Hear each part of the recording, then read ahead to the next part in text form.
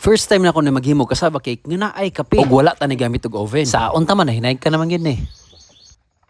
Karon gang kay ting merienda naman gyud mo na nagunahon ako unsa may lami na tong lutuon. Isama sa kainit sa adlaw nag-init na po ni akong tangkugo kay gusto na po ko magluto. Hinumdum bitaw mo tong balanghoy nga akong gibanggod. Napatay sobra so mo na tong gamito nato maghimo ta og kasaba. Unya kay na short man ta sa itlog mo nang dali-dali tag adto diri atong kulungan manguha sa tag itlog sa manok ato sang hiraman. Dagan po nag-ingon nga di daw sila ganahan bisaya nga itlog kay langsa daw pero ako wa man ko ingonana eh. Mga basic ra gid kato ingredients no natay itlog gata pagitay butter. Apa nay uban mga ingredients diha ato lang na ipakita unya. Pangato dayong balanghoy wa na nako gipugan kay gusto ko medyo basa-basa ba. Human ako na dayong gisagol ng duha ka itlog ug ang butter. Dinhi na ta nagka problema kay medyo basa nang ato ang mixture. Unya gisagulan pag ginato. Ni samot naman hinuog ka basa pero di na nato na problemahon kay naa naman gid ni. Unya ako nang gigamitan og condensed milk para pampatamis. Pero na realize nako ni basa naman hinuonig samot. Mao nang nigamit na lang sa jug og asukal nya siyempre para mo balance ang lasa ato nang butangag asin. Diri na unsa bay nasulod sa akong utok no nga nang gibutangan man jud og kape. Ako ning i-justify akong gibuhat no. Usually ang gina-partner nato aning kasaba cake kape man gyud. So why not isagol na lang nato directly sa kasaba cake ang kape. Kabalo na magita nga tanan luto sa mga tao ni agi maginag curiosity. Ayaw lang mo kabalakagang kay inyo ning matilawan unya. Unya nagkuha na kog dahon sa saging kay mo yung butangan sa tong kasaba mixture. Unya kay fresh man ni atong saging ato nang painiton kay para di siya magisi og dali. Pwede ra gid kayo nga wala na ning dahon sa saging pero mas lami mo gining nay dahon sa saging kay dali na lang nimo siya i-transfer. Pag transfer nimo ni na atong lutuanan hinahinay lang jud kag butang nya. Hinanayin po na mo nagtuslok ng gilid kay para musuksok gud siya ba. Unya kung feeling nimo nga okay na ka, pasabot na ako ang ato ang gihimo din ato na din ang isa lang. Usually ang ginalutuan jud og kasaba cake no mga oven man gyud so kay wa man tay oven mag-improvise na lang daan. So sa dako nga kaldero ako na siyang gibutangan gamayng tubig kay para mao tay muluto gud mismo sa balanghoy. Mahadlok lagi ko basig mahilaw mamatay pa hinuon ta. Magbutan lang kag tubig nga sakto ba nga mo evaporate siya nga mo dry siya nya antud init na lang gyud ang mabilin sa sulod. Unya gang one of the ways para mabalaan nimo luto na ba ato nang tusloko ng ato ang giluto. Kulbaan siya binyag siligto ko akong gigamit pang tuslok. Actually gang useless lang gyud ang pagtuslok kay wa gyapon ko kabalo og naluto na ba or para gid atong mabalaan gang kung luto na ba ato na lang gyud tilawan. So sa ako nang pagtilaw gang murag nagduha-duha man ko nagipakaon pa ba nako ni slain. Unya kay curious man lagi ni kuha ko aning mozzarella kay akong ibutang unta sa atong kasaba cake sus pagtilaw nako lain man say glasa. Mao nang cheese.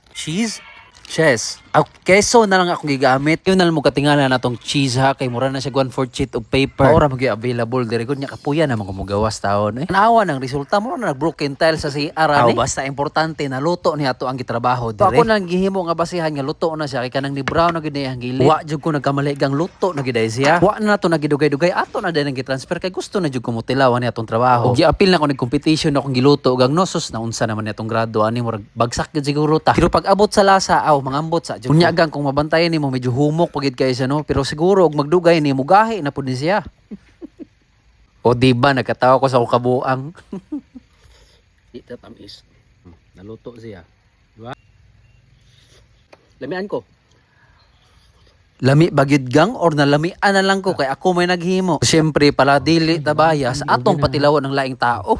Dalawa. Guba mong naw. Ano ibutang mo na? Tamis nga. Sige.